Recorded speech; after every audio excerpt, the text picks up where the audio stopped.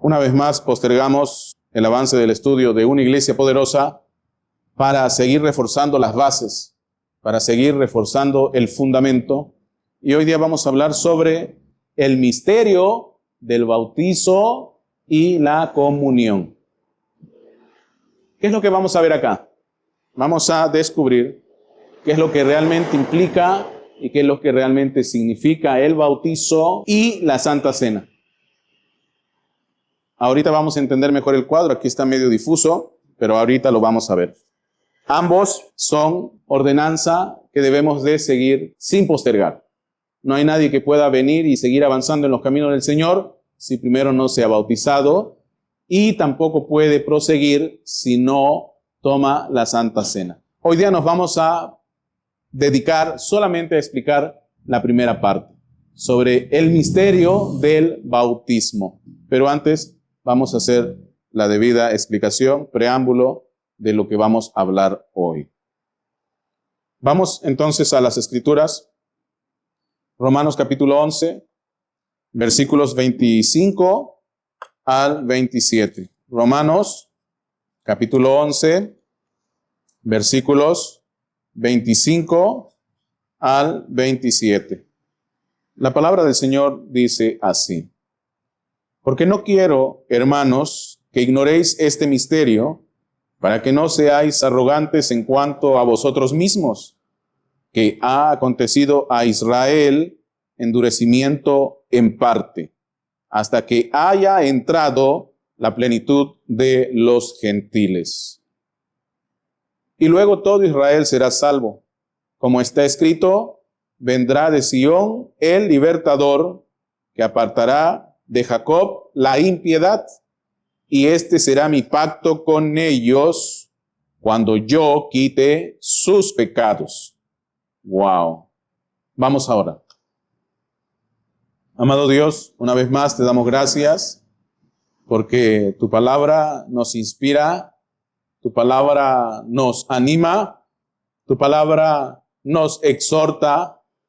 Amado Señor, redarguye de tal manera nuestras vidas que podamos ser alineados, que podamos ser redireccionados hacia lo que tú realmente quieres que tome toda nuestra atención. Quita toda distracción, Padre Santo, y pon nuestros ojos en tu palabra.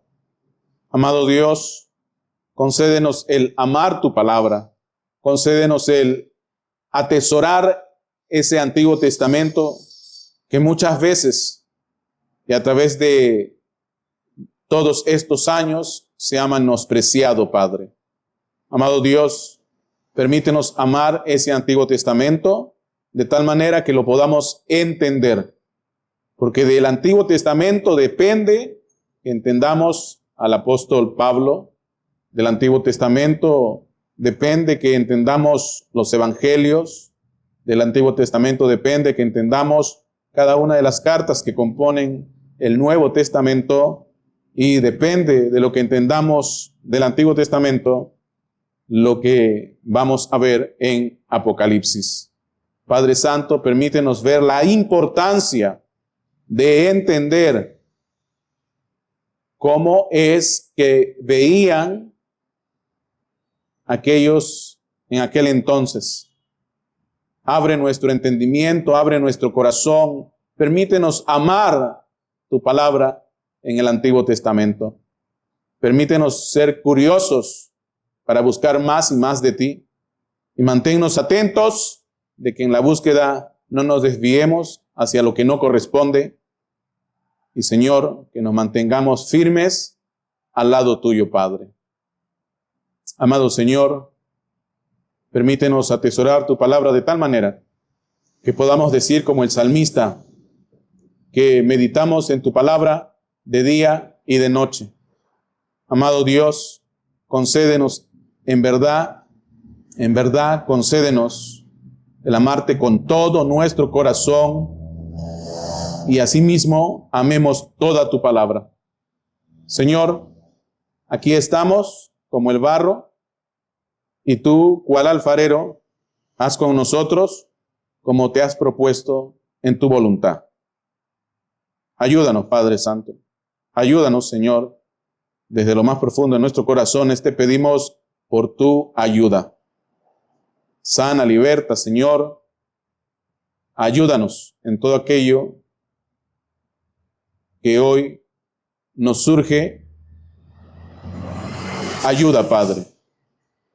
Ponemos todas nuestras cargas en tus manos y de corazón, Señor, te pedimos que podamos salir contentos y con regocijo en nuestros corazones de haber no solo oído tu palabra, sino haber entendido completamente.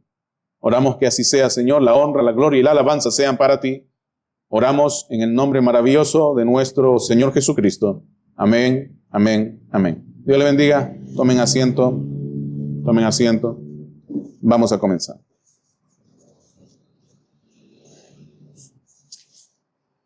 Una de las cosas que les voy a decir, y esto también forma parte de la enseñanza hoy, es que una de las razones por las cuales a veces la gente batalla, aún para venir a la iglesia, es debido a que tenemos un ambiente o un ámbito de guerra espiritual del cual casi ni hablamos y del cual casi ni siquiera pues nos acordamos y olvidamos las palabras de Pablo que decía que nuestra lucha no es contra carne ni sangre, sino contra huestes espirituales que gobiernan en las regiones celestes.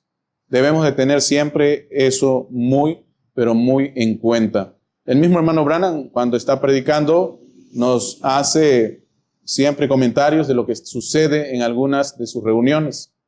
Y, por ejemplo, nos deja saber que mientras él predicaba o mientras él empezaba a orar por los enfermos, los demonios o los endemoniados o las personas que tenían enfermedades comenzaban a manifestarse, comenzaban a vociferar, comenzaban a incomodarse por lo mismo que la palabra va a hacer lo que sabe hacer. Recuerden, la palabra echa fuera demonios y los demonios temen a la presencia del Señor. ¿Ve? Cuando el gadareno se acercó a Jesús, pensó que era cualquier otro al que podía amedrentar, pero de inmediato se dio cuenta la entidad, la legión que estaba dentro de él, de quién se trataba, y mientras que los fariseos, los sacerdotes y los saduceos decían que Jesús era Belcebú, este demonio o esta legión de demonios le decía a Jesús, Hijo del Altísimo.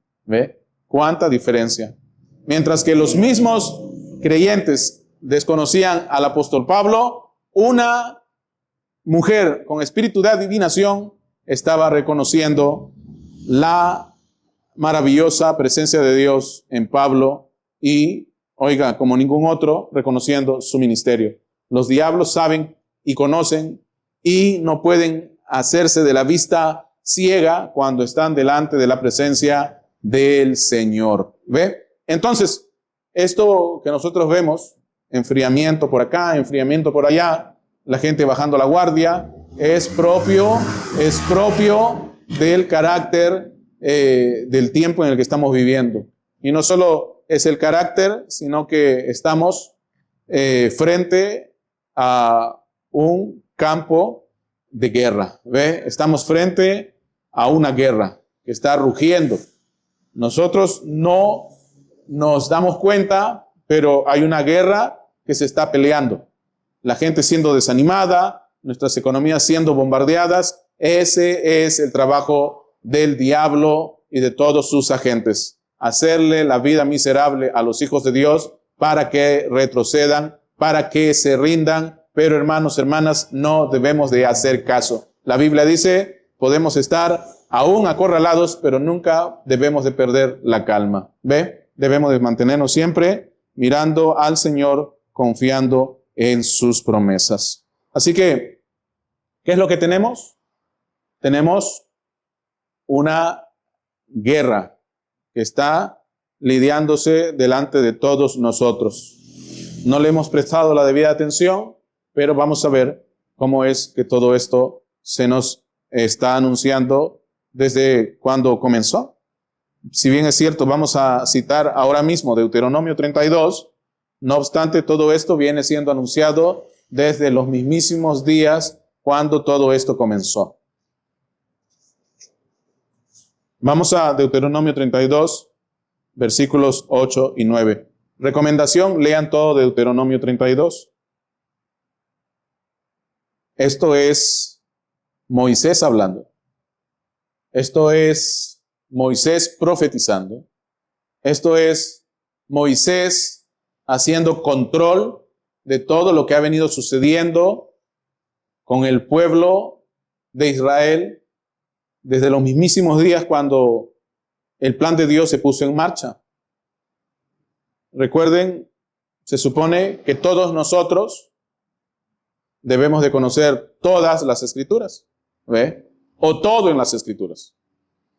Cuando Pablo llegó y comenzó a predicar, él estaba supuestamente delante de personas que conocían todo en cuanto a las Escrituras y todo en cuanto al Kyrios, o sea, al Señor. Pero la triste realidad es que vivimos en un mundo donde de las Escrituras todos no conocen, ¿ve? Y los que conocen son pocos. Esa es la triste realidad. El año pasado en los Estados Unidos siempre se toma como referencia a Estados Unidos como potencia mundial en todo. Pero el año pasado, 2024, se dice que el promedio de lectura de un estadounidense era de 4 a 5 libros, lo cual es una baja significativa entre aquellos que se supone son las personas más cultas sobre la faz de la tierra. Para sorpresa de muchos, ¿cuál es el país que lee más ahora? Aunque ustedes no lo crean, China. China es uno de los países que hoy por hoy lee más que cualquier otra nación en el planeta. No sé si se han dado cuenta. China, quizás no toda su población, pero China, hablando de avances tecnológicos, hablando de todo tipo de avance, China está muy, pero muy adelantada. ¿Ve? No sé si han visto, China ha lanzado un cohete a la Luna. China actualmente tiene los mejores celulares del planeta. ¿Ve? China tiene tecnología que, oiga, usted ni siquiera se imagina que lo que hoy día brilla sea de China. La tecnología 5G, por conocimiento público, es tecnología de punta que le pertenece prácticamente a los chinos. La red de Internet que alimenta a todo el mundo no es ninguno de los satélites de Elon Musk. La red de Internet más grande del mundo, la que alimenta a todo el mundo, le pertenece a los chinos. ¿Ve? Los chinos han avanzado mucho y los chinos están en donde tú menos lo esperas. Así que mucho cuidado con descuidar el conocimiento. La Biblia dice en el Antiguo Testamento y en el Nuevo Testamento que el pueblo perece porque no conoce. ¿Y dónde uno va a conocer las cosas? ¿Sabes dónde está todo lo que tú necesitas? En los libros. Y la Biblia es un libro. Y el más importante que debes de conocer. Y después están otros libros. Debemos de conocer la Biblia, debemos de conocer todo respecto a cómo se mueve todo aquello que nos rodea. Y entonces, mis hermanos y mis hermanas, estaremos más cerca de comprender el gran algoritmo, ¿ve?, de cómo funciona todo. El día que tú sepas cómo se mueve todo, cómo funciona todo, el ciclo de todo, ese día vas a tener resuelta tu vida. Recuerden simplemente que cada invento, cada avance, cada innovación que se presenta, oiga, es algo con lo que las personas están ayudando a otras personas. ¿Ve?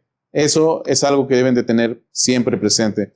Toda innovación que hacemos es innovadora porque ayuda y es de beneficio para muchas personas. ¿Ve? Todas estas personas que hoy día están haciendo dinero es haciéndole la vida fácil a miles y miles y miles de personas.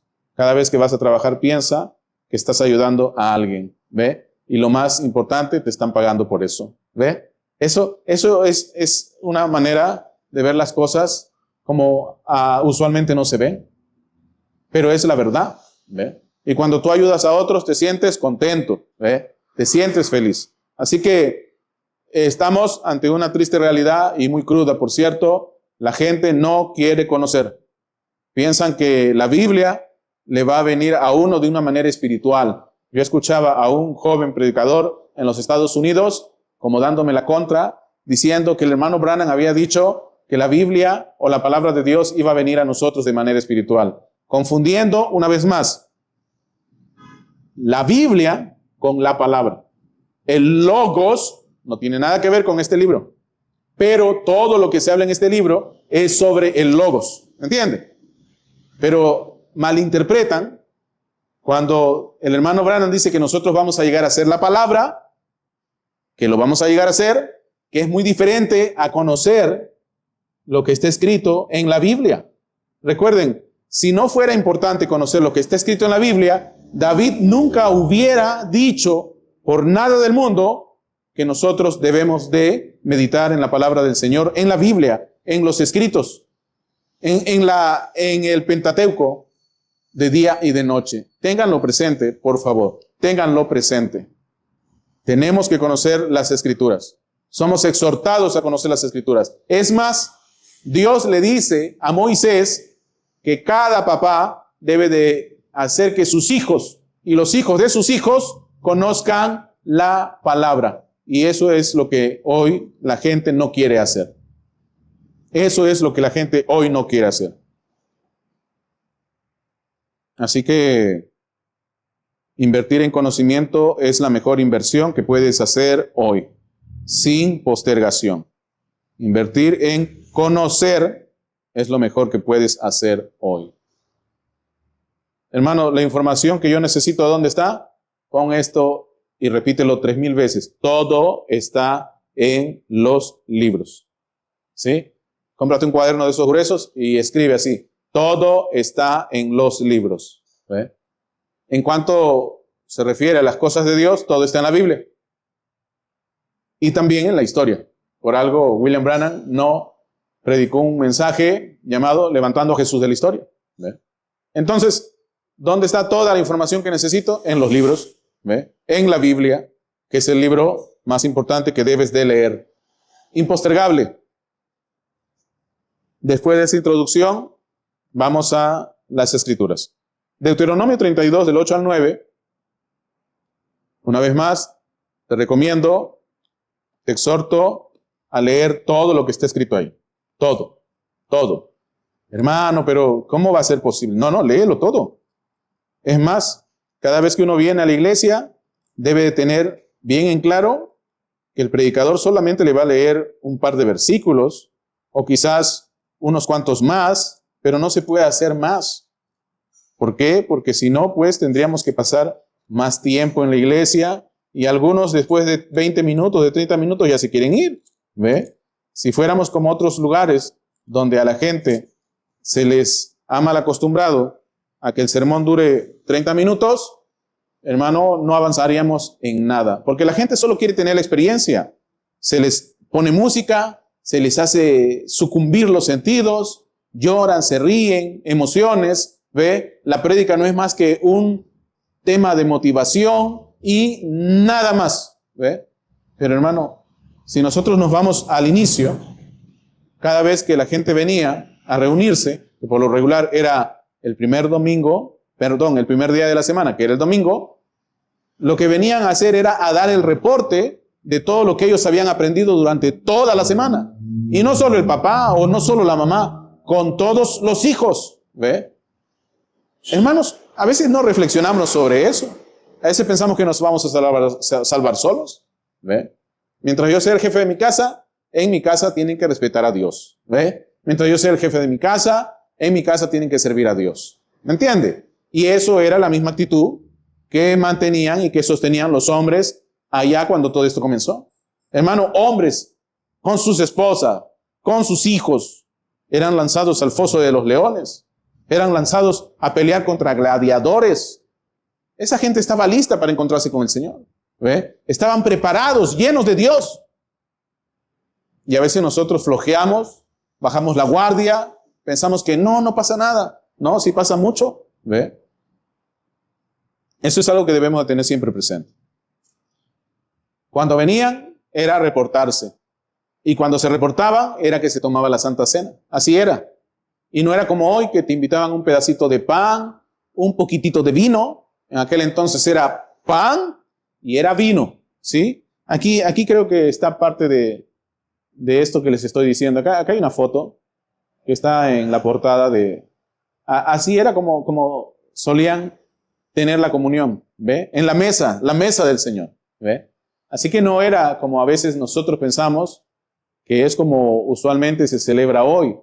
En aquel entonces, por algo Pablo decía, si van a comer, mejor coman en sus casas. ¿Ve? Pero aquí no. Es lo que decía Pablo. Porque muchas personas comenzaron a venir solo para comer. Imagínese usted que si hoy por hoy dijéramos que ese fuera la forma como se celebraba entonces, ¿quién querría venir a comer un pedacito de galleta y un poquitito de vino? Eso no es comida, pues, ¿me entiende?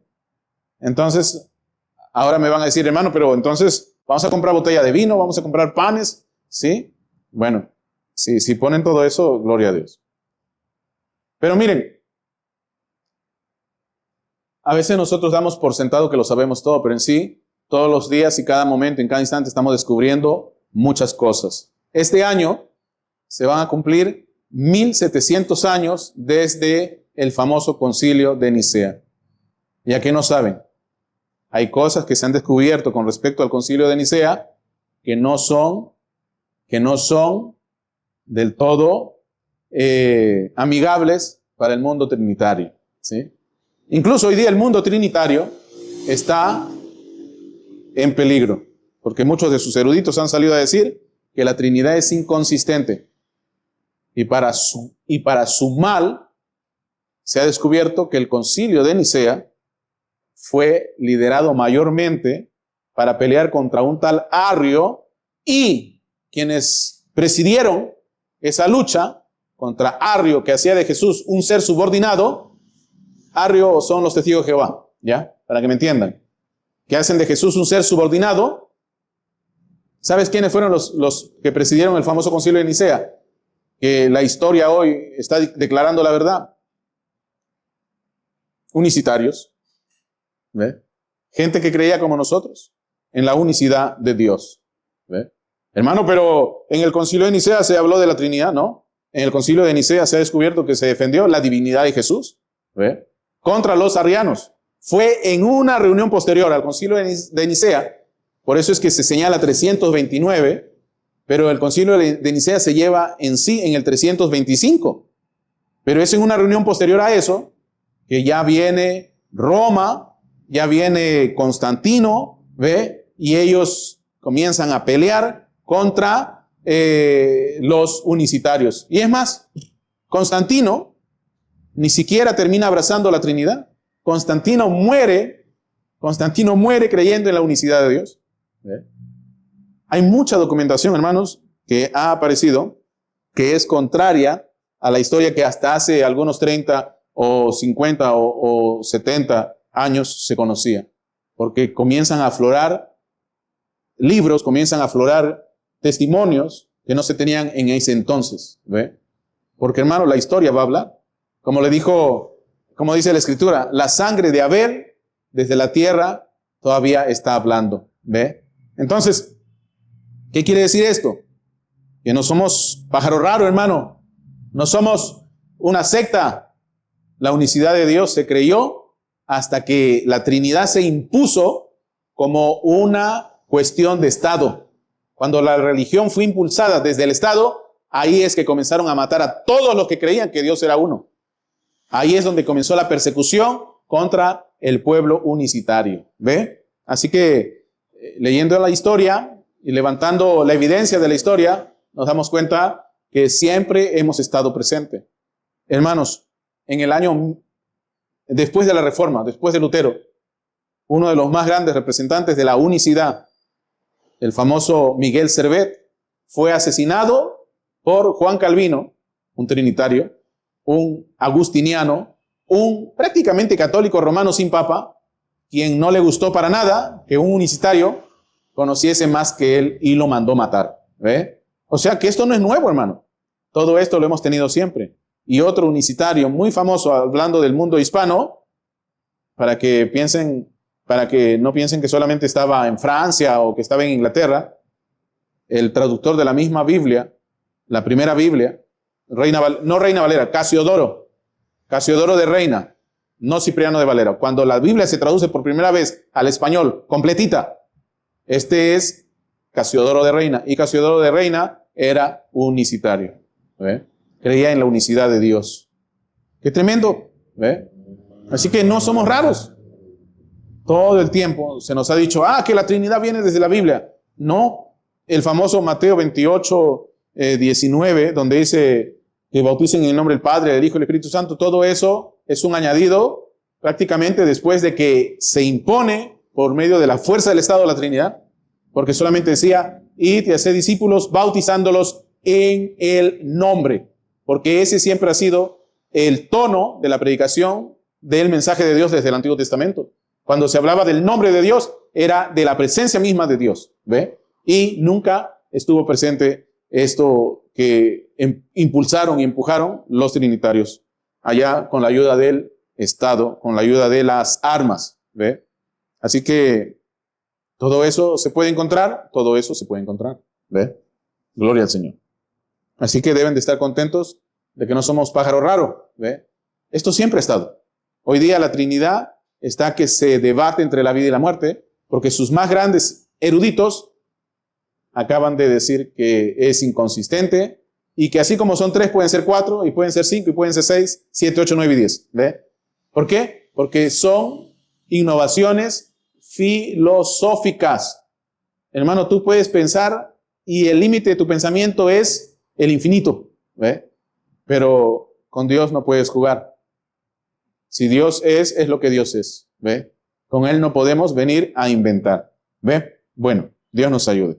Dios nos ayude. Los primeros creyentes, hermanos, no tenían cuidado de que si Dios era 3, 4, 5, no. Ellos se encargaron de predicar al Cristo resucitado y a traer a tantos como se pueda de vuelta al reino. ¿Ve?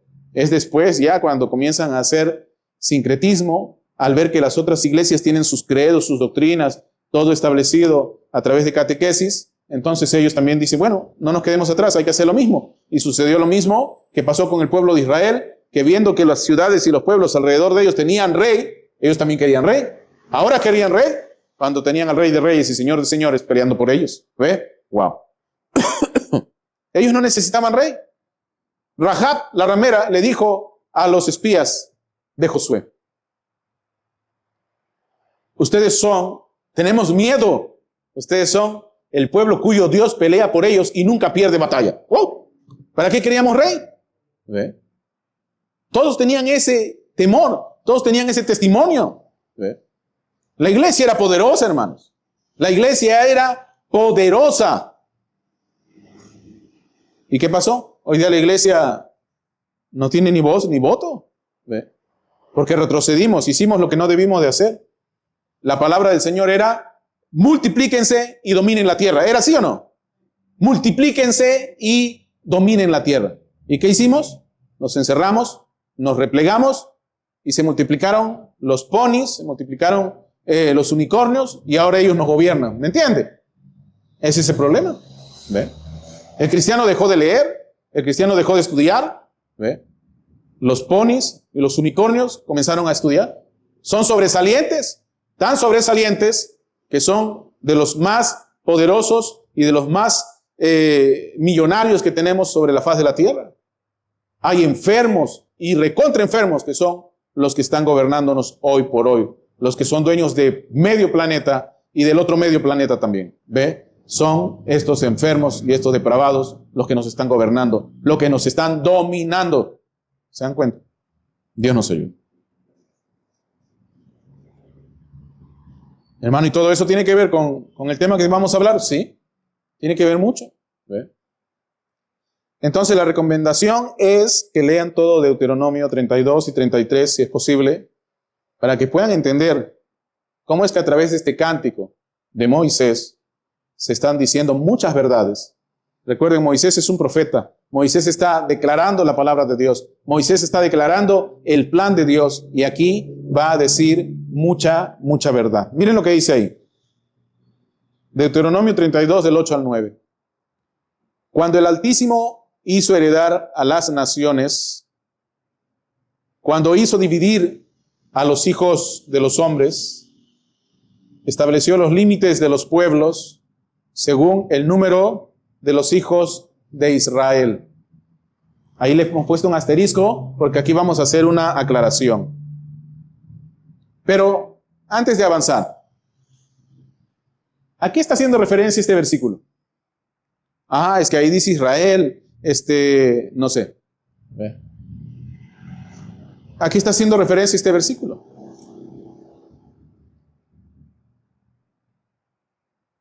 Si nosotros conociéramos todo el Pentateuco, si nosotros conociéramos bien Génesis, desde el ingreso y la salida, sabríamos de qué está hablando.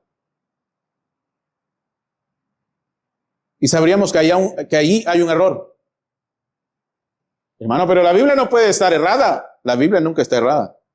Los que están en error son los hombres que trabajaron para que esa Biblia llegue a nuestras manos. Ese es el error. ¿Ve? Sin ir muy lejos, mis hermanos, sin ir muy lejos. Hombres como Irineo de León, segundo mensajero de las edades de la iglesia, en medio de sus enseñanzas, se han encontrado muchísimos errores. Recuerden que no todo se transmitía en aquel entonces a través de libros. En aquel entonces la manera de transmitir la verdad era de boca a oído, de boca a oído. ¿Cómo a veces llega a ti el conocimiento de que existe tal producto?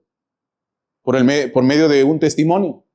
Llámese por medios televisivos, por medios radiales, por difusión a través de los periódicos, o por un vecino o una vecina, un amigo, un compañero de la escuela o del trabajo que te haya hecho mención de que existe tal o cual cosa. De esa misma manera es como se difundía la verdad de Dios. Y no todos eran fieles al momento de transmitir esa verdad. Y si el famoso teléfono malogrado todavía se sigue dando hoy, en aquel entonces tenía que ser exactamente lo mismo. ¿Y saben a lo que me refiero cuando digo teléfono malogrado, no? Que cuando el mensaje se va distorsionando de persona en persona, se va distorsionando. Cuando la orden de Dios a Moisés era que el mensaje se mantuviera fiel de generación en generación, pero se fue distorsionando. ¿Ve? Así que si nosotros en verdad conociéramos la Biblia y amásemos el Antiguo Testamento como deberíamos de amarlo, sabríamos a qué está haciendo referencia este versículo y dónde está el error. ¿Ve? No me di cuenta, pero ahí ya puse una evidencia, algo de indicio, ¿no? Pero vamos a seguir leyendo para poder examinarlo como tiene que ser. Versículo 9. Porque la porción de Jehová es su pueblo. Jacob, la heredad que le tocó. ¿Ve? Cuando habla de Jacob, está hablando de Israel. ¿A qué está haciendo referencia a Dios aquí? ¿De qué está hablando Dios aquí? ¿Por qué nos está citando este versículo, hermano, cuando nos vas a hablar sobre el misterio del bautizo y de la Santa Cena? Vamos a hablar de un tema del que poco se habla, y la razón por la cual te bautizas, y la razón por la cual tienes que tomar comunión siempre.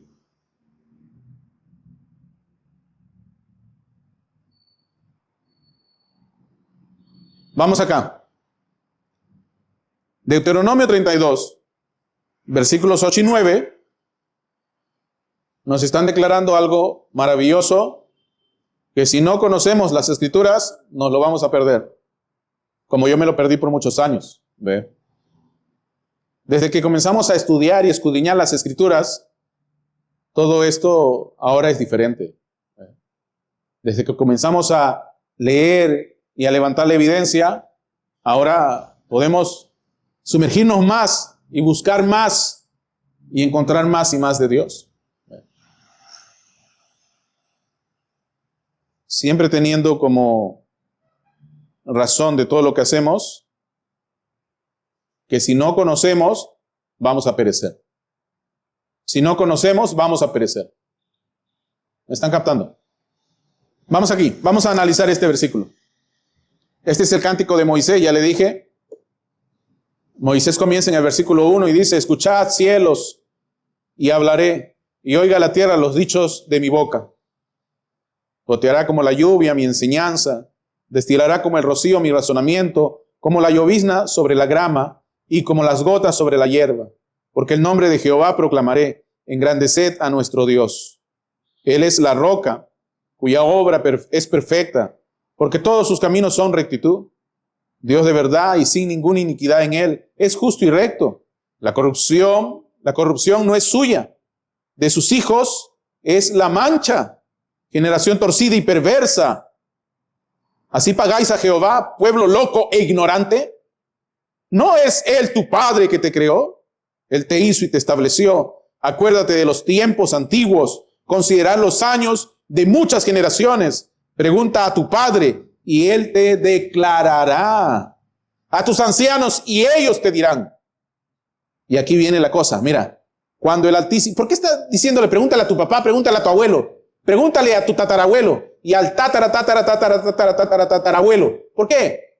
Porque aquí viene información, aquí viene algo que es donde comenzó la corrupción. Aquí lo dice, la corrupción no es de Dios, la corrupción es de sus hijos. ¿Ve? Generación torcida y perversa. ¿Y dónde comienza todo esto? Mira. Cuando el Altísimo hizo heredar a las naciones, cuando hizo dividir a los hijos de los hombres. Vamos por ahí. ¿A qué acontecimiento histórico sin igual se está refiriendo allí Moisés? Fíjense, cuando el Altísimo, aquí hay muchas cosas que analizar. ¿Sabes por qué a Dios se le dice el Altísimo? Es que es muy alto. No, cierto. ¿Por qué le dicen el Altísimo?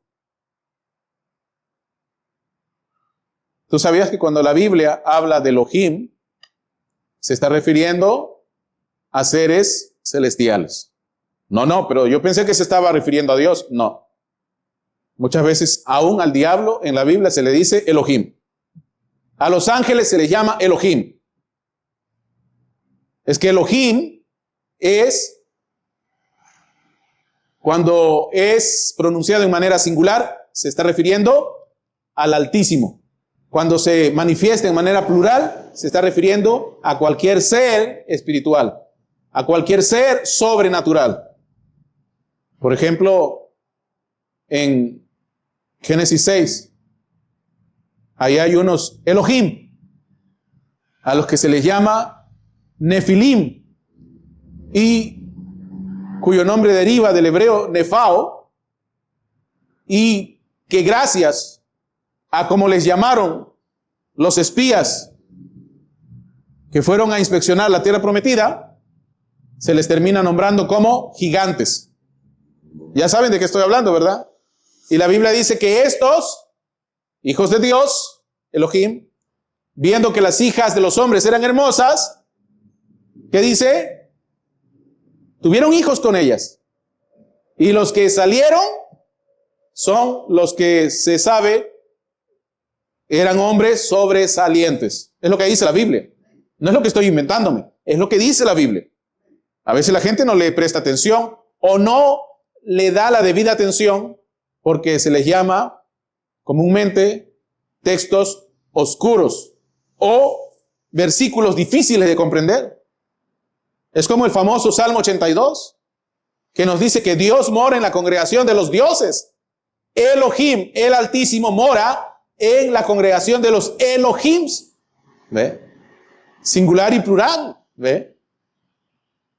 En el Salmo 82 está la extensión de esto. Pero vamos acá. ¿De qué momento histórico está hablando aquí? De la Torre de Babel. La Torre de Babel. Mira, fíjate lo que dice ahí. Cuando el Altísimo hizo heredar a las naciones, cuando hizo dividir a los hijos de los hombres, aquí está hablando de la humanidad, los dividió. Se dividieron por lenguaje, se dividieron en naciones. Y cada nación, según Daniel, tiene un principado sobre esa nación. ¿Cierto o falso? Hermano, ¿todo eso está ahí en la Biblia? Sí, todo eso está en la Biblia. El mismo Gabriel le dice a Daniel, cuando tú oraste, de inmediato venía a responder tu oración. Pero estuve 21 días peleando contra estos principados. ¡Wow! Hay una guerra que se está lidiando en una dimensión que a veces no percibimos. ¿Ve? Y que trasciende hasta nuestra dimensión. Porque Daniel estaba sufriendo. Daniel estaba viéndose afectado por la aparente falta de respuesta de Dios. Pero Dios le había respondido, ni bien él había hablado. Solo que estaba Gabriel peleando contra estos huestes, contra estos principados, contra estos, como se le llega a conocer en el Nuevo Testamento, demonios. ¿Ve? Pero no son demonios. Porque la palabra demonio es una transliteración de la palabra ángeles que se escribió en griego. ¿Ve? Hermano, que los demonios son ángeles caídos. ¿Sí?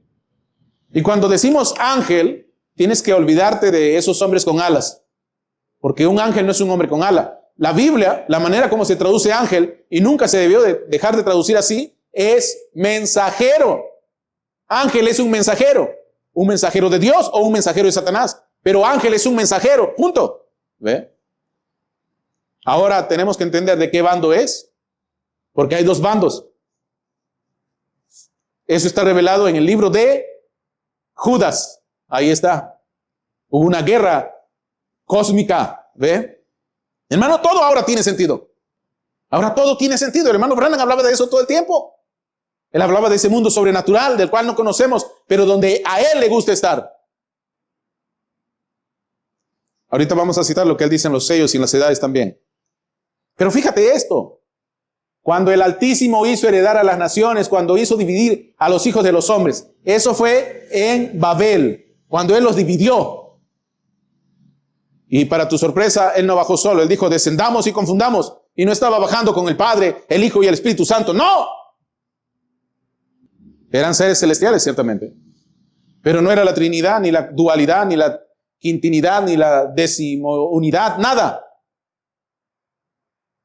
Él dijo, descendamos y confundamos. Ponte a meditar sobre lo que dijo en Génesis 1:26. Hagamos al hombre conforme a nuestra imagen y nuestra semejanza. Oye, está hablando de que hay varios allí y que el hombre se va a parecer a ellos. Es lo que dice así. Hagamos al hombre a nuestra imagen, a nuestra semejanza. Él no dice hagamos al hombre a mi imagen y mi semejanza nada más, no. En Génesis 1:26 él dice a nuestra, hagamos, está hablando de muchos, a nuestra imagen y semejanza. ¿Han meditado en eso? No, pues que hermano era un hombre espíritu. Ah, muy bien. Pero se parecía a muchos ahí, ¿verdad? Pero luego más adelante, cuando Dios crea al hombre, en unos versículos más adelante él dice, y luego Jehová, Dios hizo al hombre a su imagen y su semejanza. O sea, había otros ahí que eran semejanza e imagen de Dios también. Por eso es que usa la palabra Elohim. Y uno de ellos es el Altísimo. ¿Se dan cuenta? Ahora todo tiene sentido. Hermano, me he mareado.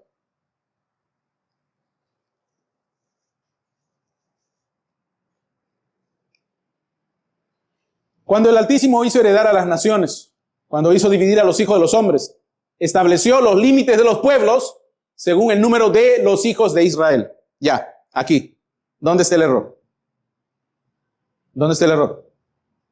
Cuando él hizo esto, allá en los días de la Torre de Babel, pregunta, Génesis 11. Génesis 11. ¿Ya existía Israel? ¿Ya teníamos las tribus de Israel? No. Abraham recién es llamado en Génesis 12. Ni siquiera ha nacido Isaac. Sigan la secuencia. Esto es un error, pero es un error de sesgo. Es un error de persona que no sabe de lo que está traduciendo. Porque todo lo que ven en el Antiguo Testamento, hijo de Dios, hijo de Dios, hijo de Dios, Israel, Israel, Israel. No, no, no, no, no, no, no, no, no. Sigue la secuencia. En Babel no había Israel. En Babel no había tribus. En Babel no había ninguno de ellos. ¿Qué cosa dice ahí entonces? Corte celestial. En los rollos del Mar Muerto, aparecieron los rollos del Mar Muerto, dice hijos de Dios. Y en la versión griega dice ángeles de Dios. Pero hijos de Israel es lo que dice en el texto masorético. ¿Y qué es el texto masorético? Es la Biblia pro Israel. O sea, tenemos que, de alguna manera, ayudar a Israel. No, señores. Dios a Israel los ayuda solitos. No hay que estar forzando la cosa. Ustedes saben, ahora salieron a decir que el tercer templo no está en la Meca. No está ahí donde los, ¿cómo se llama? Donde los árabes tienen la roca, la mezquita de la roca. Sino que ahora salieron a decir, para forzar la cosa, porque ellos tienen que construir un templo, sí o sí, políticamente, no como Dios lo está diciendo, porque lo que Dios hace, Dios lo hace. Dios no depende de ti, Dios no depende de mí. Dios lo hace, lo que va a hacer, lo va a hacer. Pero ahora dijeron, no, el templo no está ahí, el templo estaba al costado. Y ahora están que hacen todo lo posible, políticamente, para construir un templo al costado, en el lugar donde sí pueden ingresar los judíos. Y es todo un lío, hermano. Es todo un lío, porque tenemos al Israel creyente y tenemos al Israel político. Dios nos ayude. El texto masorético, ¿qué es masoreta? Masorético quiere decir, así era, como recordamos que era. ¿Saben por qué se llama masorético, verdad? Cuando destruyen el segundo templo, tanto cristianos como los judíos comenzaron de nuevo. Les mataron a todos sus rabinos, les mataron a todos sus sacerdotes, le destruyeron toda la literatura y desde aquel entonces, desde el año 70, comenzaron a recopilar información de nuevo, desde cero. Y como solía ser a la manera antigua, preguntándole a los más viejitos, preguntándole a los más veteranos de las distintas naciones, donde quiera que había un judío viejito que recordaba cómo era todo. Y de esos testimonios, que como les estoy diciendo, a veces son un teléfono mal logrado, es que se tiene el texto masoreta. Recuerden, hay otra cosa también con los israelitas. ¿Se acuerdan cuando Jesús es cuestionado sobre cuántas veces debe de perdonar uno a alguien? Jesús dice 70 veces, ¿cierto? ¿Y por qué la palabra 70? Resulta que en el mundo judío, 70 veces es como decir tantas veces como sea necesario. ¿Y a qué no sabes qué? Para el mundo judío, sobre un versículo pueden haber muchas interpretaciones y nos quedamos cortos con 70. Pueden haber muchas interpretaciones. Y es increíble cómo de verdad ellos viven eso, ¿ah? Interpretan eso muchas veces, de muchas maneras, de muchas formas. Es increíble. Yo lo he visto. Así que no te fíes en todo lo que los judíos te dan, ¿ve? O el texto o el mundo masoreta te da. Hay que siempre buscar segundas o terceras opiniones en esos temas, ¿ve? Pero se pone hijos de Israel buscando pues fortalecer la identidad del pueblo de Israel a través de la Biblia del Antiguo Testamento, ¿no? Ellos le llaman la Torá, la Tanaj, ¿ve? Esto sería la Torá, ¿ve? Los 5 primeros libros de la Tanaj. Tanaj es todo el Antiguo Testamento. Entonces, cuando nosotros conocemos las Escrituras, podemos establecer dónde es que se da el error, podemos establecer de qué nos está hablando. Una vez más, hermanos, tenemos que conocer bien el Antiguo Testamento. El hermano Branham sabía bien el Antiguo Testamento.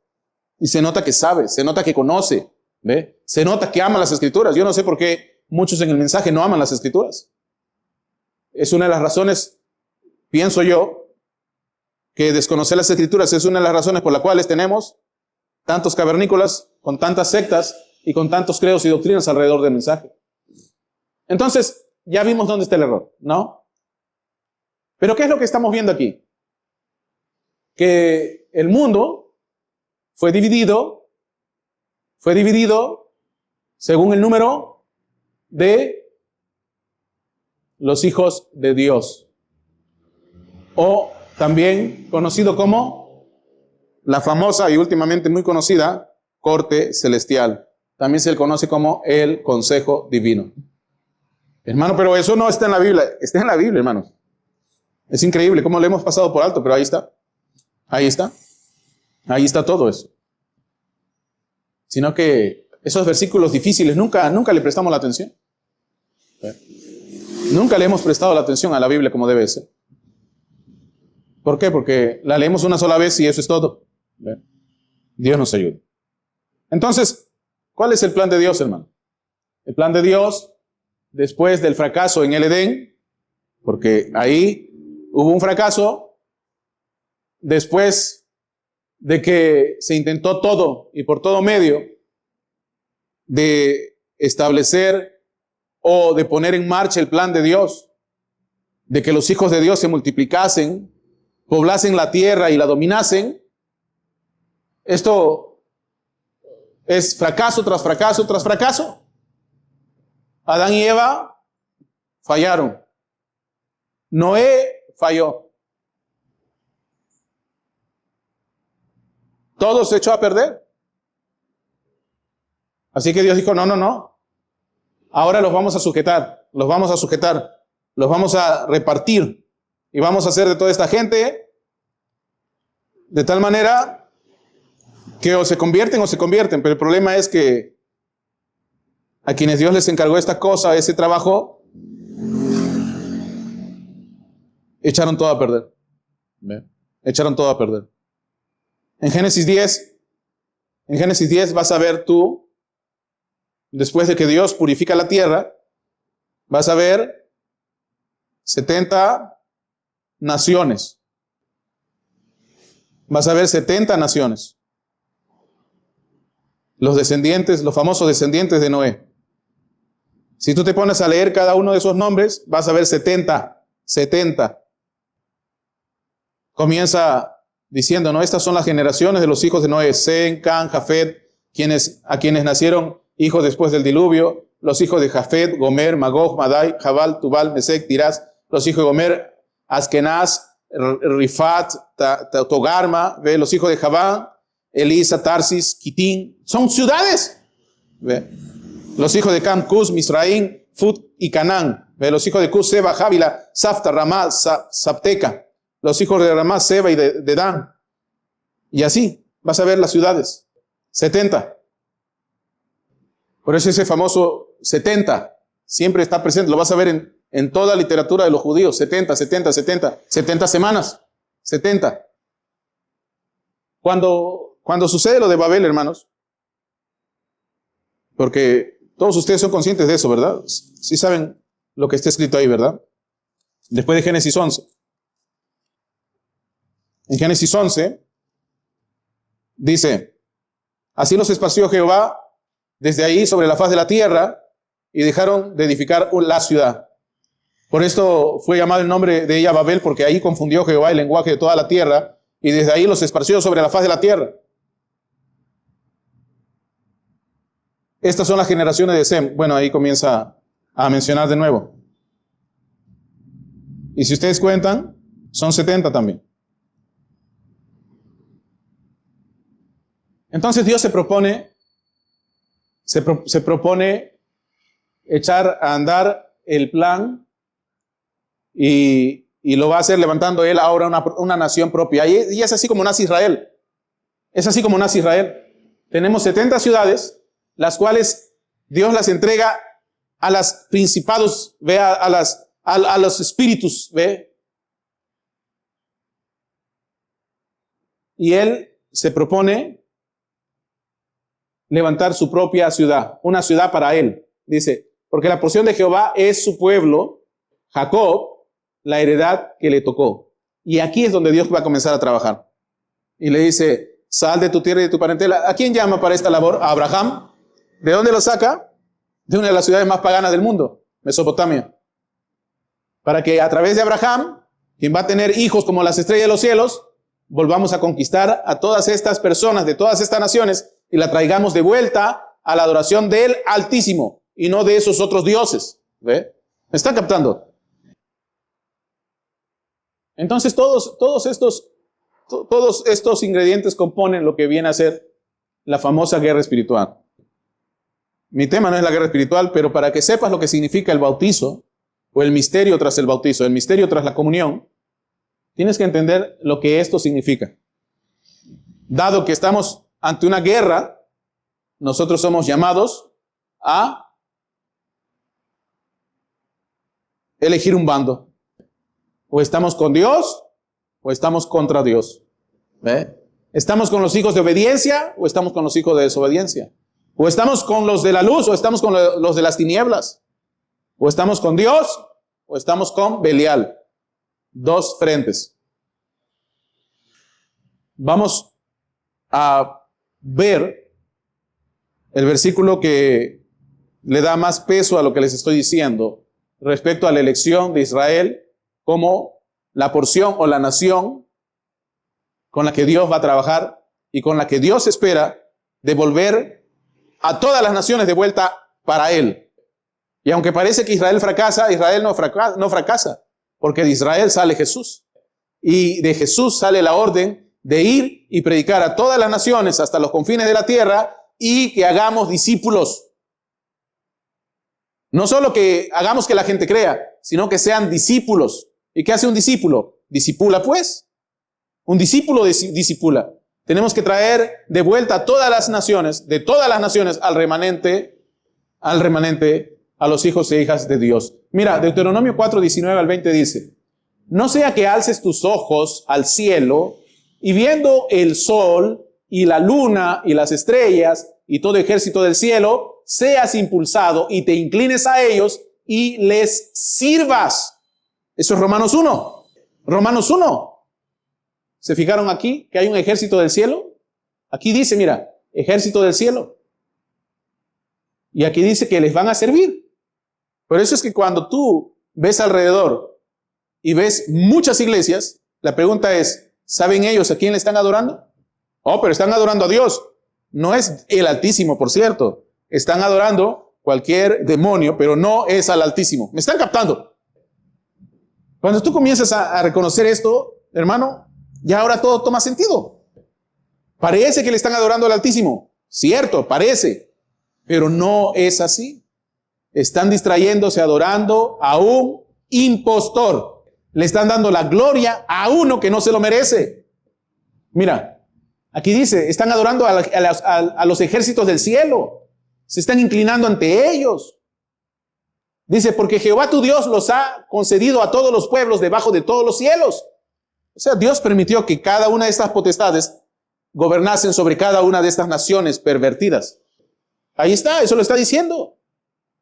Pero, ahora habla Israel, pero a ustedes Jehová los ha tomado y los ha sacado del horno de hierro de Egipto. Aquí está la razón por qué los saca de Egipto. Para que seáis el pueblo de su heredad, como en este día. Wow. Para eso, Israel iba a cumplir ese cometido. ¿Se dan cuenta? Israel iba a cumplir ese cometido. ¿Estamos hasta ahí? ¿Están captando? Hermano Manan. Bueno, ya. Tranquilos, van a escuchar la repetición. Una de las razones por las que a veces no entendemos, yo he tenido que darle vueltas a esto los últimos 30 días para entender el algoritmo. Cuando tú entiendes el algoritmo, todo es fácil. Cuando tú entiendes por dónde entra y por dónde sale, todo es fácil. Ahorita yo sé que están confundidos. Dicen, oye, pero Israel, Moisés, Egipto, Abraham, ¿cómo va eso? ¿Cómo va eso? No es difícil, hermano. Recuerda, todo esto comienza en Babel. Cuando Babel sucede, Dios los dispersa por las naciones y los entrega, acá lo dice bien claro, y los entrega a cada una de estas naciones, las entrega debajo de todos estos miembros del ejército del cielo, a quienes están adorando. Pero Israel no puede caer. Israel no puede caer. Bueno, teóricamente. Pero ¿qué pasa? Israel termina haciendo lo mismo que las otras naciones hacen. Pero Dios se había propuesto tener un pueblo. Israel cayó, pero de en medio de todo esto íbamos a ver a Jesús. Todavía la historia está fresca. Todavía puedes seguir leyendo y ver cómo continúa. Cuando pensamos que Israel fracasa, cuando los reyes se dividen, cuando Israel se divide en dos reinos, pensamos que fracasa, no fracasa. De Judá nace Jesús. Cuando pensamos que todo está echado a perder, no hay nada que temer, porque el plan de Dios se tiene que cumplir. Entonces, aquí está la evidencia de que Israel es el pueblo con el que Dios va a trabajar. Entonces, después vamos a entender eso mejor, ¿ya? Les prometo hacer una serie sobre Deuteronomio 32, Salmo 82, Génesis 6 y todos estos versículos raros donde nos habla sobre el plan de Dios y su interacción con todos estos demonios. Pero vamos a concentrarnos ahorita en lo que significa el bautizo, porque es importante el bautizo y porque es importante la comunión. Hoy día vamos a hablar puramente del bautizo. La otra semana hablamos de la comunión. Pero, ante todo, ya te diste cuenta que hay una guerra espiritual. Es innegable que no nos hayamos dado cuenta de eso. Y ante esta guerra espiritual, ¿a que no saben que hay una guerra espiritual? Sí hay una guerra espiritual. ¿Te acuerdas de Eliseo, el profeta Eliseo? El profeta Eliseo estaba en una ciudad llamada Datán. ¿Y qué pasó? Él estaba rodeado del ejército filisteo, ¿cierto? Él estaba rodeado de filisteos. Y junto a él estaba su siervo, Giesi, quien estaba temblando de miedo y no sé si ya se había hecho en los pantalones. Pero Eliseo le pide a Dios que los ojos de Giesi, su siervo, sean abiertos y que pueda ver lo mismo que él estaba viendo. Y la Biblia dice que cuando los ojos de Giesi fueron abiertos, el ejército de Dios era más numeroso que el ejército del enemigo. Hay una guerra espiritual. ¿Y de qué bando estaba Eliseo? Del bando de la luz, ¿ve? Del bando del Altísimo, del bando del Todopoderoso. ¿Me están captando? Ahorita nosotros a veces parecemos que estamos rodeados, parece que ya no hay esperanza, pero tenemos que soportar. Busquen la historia de la resistencia en Haddonfield. Eso es tremendo, la historia, cómo este ejército fue olvidado, prácticamente desahuciado, pidieron auxilio, parecía que los iban a destruir, soportaron hasta el final, hasta que vinieron a rescatarlos. Así que, hermanos, como dice la Biblia, podemos estar aún hasta apretados, pero no desesperados, ¿ve? Tenemos que soportar, porque todo esto es parte del combate que se está dando en esa dimensión que a veces no percibimos, no vemos con nuestros ojos, pero que está sucediendo allí, ¿ve? Es algo que no debemos de olvidar, es algo que debemos de tener siempre presente. Gloria al Señor. Así que no se les vaya a olvidar. Wow. A veces queremos bajar la guardia, a veces nos queremos rendir, pero no, siga adelante. Ya llega la caballería, ¿no? Como decían antes, ya llegan los refuerzos. Soporta, ¿ve? Pelea la buena batalla de la fe, decía Pablo, ¿no? Tenemos que estar solamente vestidos con toda la armadura de Dios y debemos de estar resistiendo, ¿ve? Debemos de estar soportando, pero siempre eligiendo el bando correcto, el bando ganador, el bando de Dios. Wow. Así que debemos de elegir un bando. ¿Y cómo hacemos eso? Fácil. Hay una guerra espiritual, hermanos. En términos espirituales podríamos decir abiertamente y sin temor que es una guerra cósmica. Dos mundos. El reino natural y el reino espiritual. ¿Ve? Ángeles, hijos de Dios versus demonios. ángeles de Dios y ángeles caídos. Y una batalla, hermanos. Nosotros a veces ignoramos, o mejor dicho, nos hacemos de la vista ciega cuando leemos que hubo una batalla en el libro en la carta de Judas. Ahí nos habla de una batalla. Ni siquiera Miguel, ¿cómo dice? Miguel reprendió, a ver, ¿cómo está ahí? Déjeme leerlo literalmente. Tanta información ya me mareó. Vamos ahí a Judas. Dice, pero cuando el arcángel Miguel contendía con el diablo, disputando por el cuerpo de Moisés, esto es ahí, cuando está disputando con el cuerpo de Moisés. O sea, ¿con quién se está peleando ahí? Hermano, hay un misterio. ¿Con quién se está peleando ahí? Ahí está, mira. ¿Ve? Disputando con el cuerpo de Moisés, no se atrevió a proferir juicio de maldición contra él, sino dijo, el Señor te reprenda. Pero estos blasfemas de cuantas cosas no conocen y en las que por naturaleza conocen, se corrompen como animales irracionales. Después dicen que yo soy muy duro. Aquí les dijo animales. Wow. Todo eso está ahí. Pedro, por ejemplo, habla de ángeles encarcelados. Habla de eso. Que Dios ni siquiera perdonó a los ángeles. ¿Y dónde está todo eso, hermano? ¿De dónde están sacando esa información? Es que ellos conocían mucho de lo que nosotros desconocemos mayormente. Una observación antes de continuar. Y esta tiene que ver con el libre albedrío. Mientras que algunos piensan que Dios nos predestinó ciegamente, como robotitos, para caminar directamente hacia donde Él quería que caminemos, caeríamos en apostasía si seguimos pensando así. ¿Sabes por qué? Porque nosotros fuimos hechos a imagen y semejanza de Dios. Y una de las cosas que caracterizaban a Dios es el famoso libre albedrío. Mira acá, la decisión es necesaria. En este caso, para tomar un bando tienes que hacer una decisión. La decisión era necesaria, ya que la criatura no podía ser realmente como el Creador sin compartir este atributo. ¿Cuál es ese atributo? La capacidad de ejercitar de verdad el libre albedrío y escoger entre la lealtad y la rebelión. Teníamos que elegir. Y entonces ahí es donde los calvinistas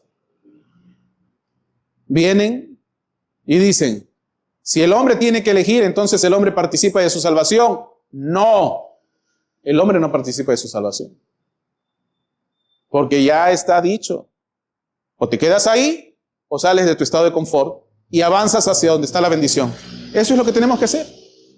Con fe, avanzando hacia donde está la bendición. Hacia donde Dios te previó.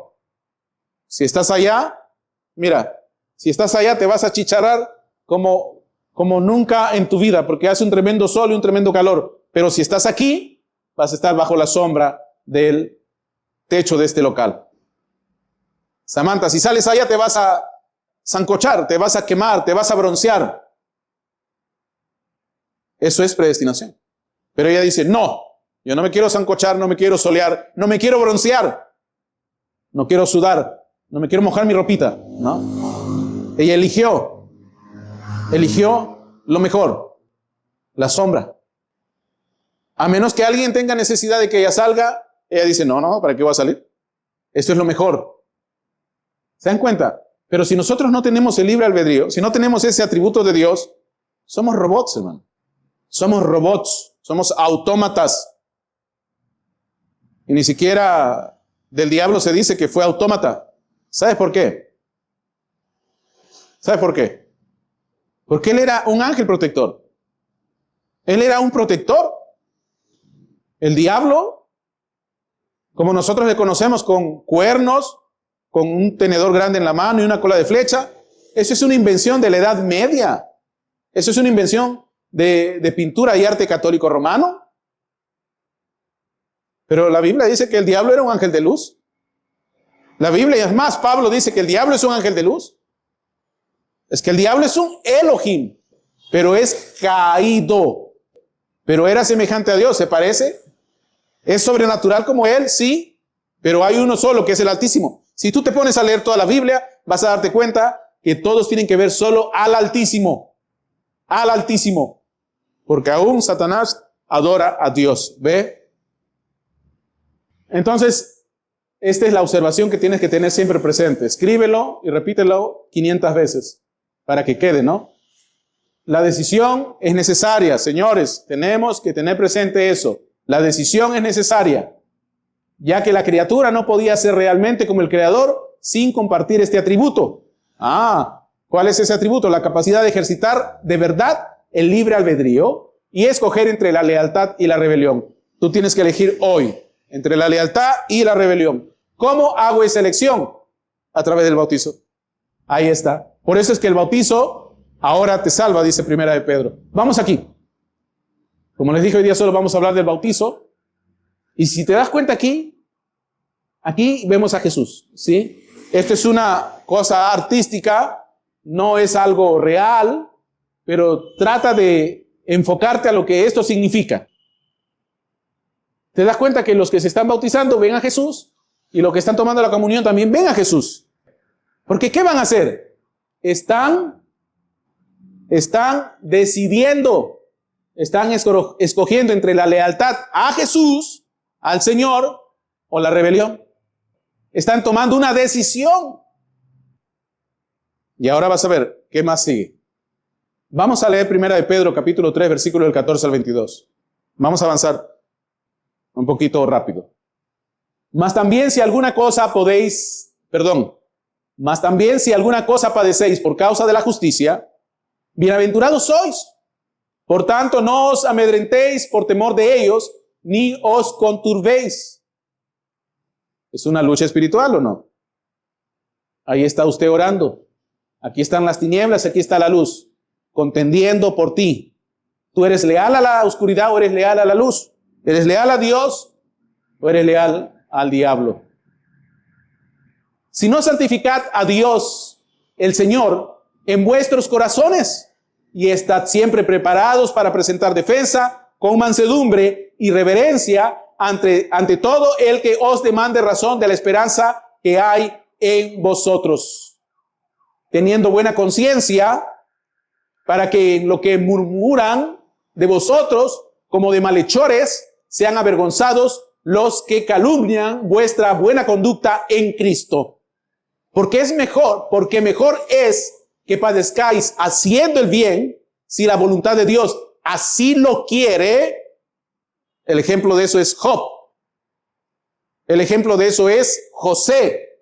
El ejemplo de eso es Daniel y sus amigos. Porque mejor es que padezcáis haciendo el bien, si la voluntad de Dios así lo quiere, que haciendo el mal. Dos bandos. O eres leal, o eres un rebelde. Ahí está, momento de decisión, tu Biblia en la mano. El enemigo ahí está como un león buscando a quien devorar. Pero el espíritu de la palabra te protege. Es una figura, una representación. No piensen que es así. Van a estar con la Biblia así como peleando, como si fueran luchadores de Hollywood con sus espadas láser. No.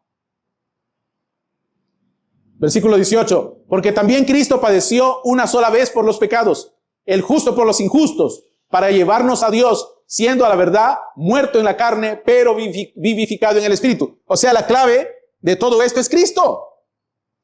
Porque por medio de Él, y a razón de lo que se hizo por Él y a través de Él, nosotros somos devueltos al compañerismo con Dios. El diablo reconocía la presencia en Jesús, la presencia de Dios en Jesús. Le adora, pero no saben por qué está aquí. No saben el plan, no saben cómo fuera, no saben qué es lo que está sucediendo. Pero lo que vino a hacer Jesús fue una operación encubierta para devolver a todos de vuelta hacia Dios. Una guerra, estrategia, rescate, redención.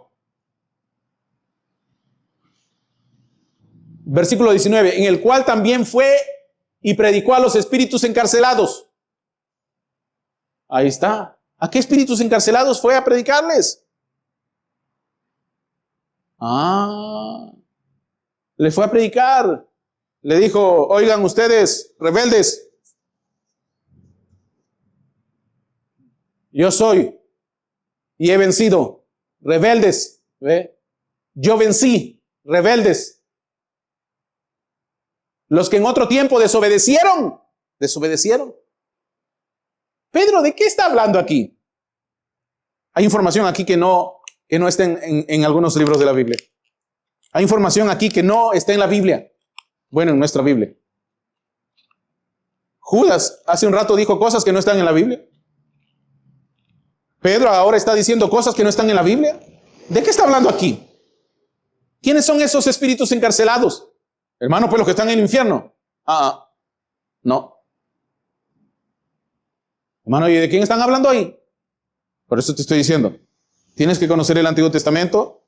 En el Antiguo Testamento se mencionan cosas que, si bien es cierto, no están allí, pero se mencionan cosas que están en algún lugar. El Antiguo Testamento te menciona un famoso libro, se llama el libro de Jacer. ¿Cierto o falso? ¿Te acuerdas, Samantha? El libro de Jacer. A ver, búscalo en tu Biblia. No está. ¿Qué más? Hay otros libros más. ¿Ve? La Biblia dice que Enoc profetizó. Y tú vas a buscar, ¿y dónde está la profecía de Enoc? No la encuentro. ¿Dónde está? ¿Ve? Habían cosas que Pedro conocía, que Judas conocía, que Pablo conocía, que Jesús mismo conocía. Hay cosas que nosotros le hemos pasado por alto, como pensando que leer la Biblia así rápido, al estilo de este movimiento de culto, ¿cómo se llaman? Que dicen que son estudiosos de las escrituras en hebreo, pero no son más que magos modernos. El famoso Zohar, creo que se llama así. Es una religión que estudian la Biblia en hebreo. ¿Saben cómo la estudian? Ni siquiera estudian hebreo. Le pasan los ojos nada más a página tras página y dicen que solamente pasándole los ojos a esas letras en hebreo están siendo cargados de energía. Ojalá los del mensaje siquiera le pasaran los ojos a cada Biblia, a cada página de la Biblia, para que al menos sientan el olor del libro nuevo, ¿no? Porque tienen la Biblia nuevecita. Dios nos ayude. Dice, los que en otro tiempo desobedecieron, cuando una vez esperaba la paciencia de Dios en los días de Noé. ¿Dónde fue eso? En los días de Noé. ¿A qué está haciendo referencia? Los que ya hemos leído otro tipo de libro, ¿a qué está haciendo referencia? Aquí está haciendo referencia a ese libro que no está en el Antiguo Testamento, pero que es literatura del Israel, del Segundo Templo, se llama Primera de Enoc. ¿Sí? Ahí está. Mientras se preparaba el arca, en la cual pocas personas, es decir, 8, fueron salvadas por agua. En ese entonces habían aquí ángeles que habían desobedecido. Génesis, ¿qué es el arca de Noé? Génesis 8. ¿A qué está haciendo alusión aquí? A Génesis 6. Ángeles caídos, los Nefao, a quienes se les llega a decir gigantes más adelante. Todo tiene sentido ahora, ¿ve? Tú ya sabes, está haciendo todo correlativo.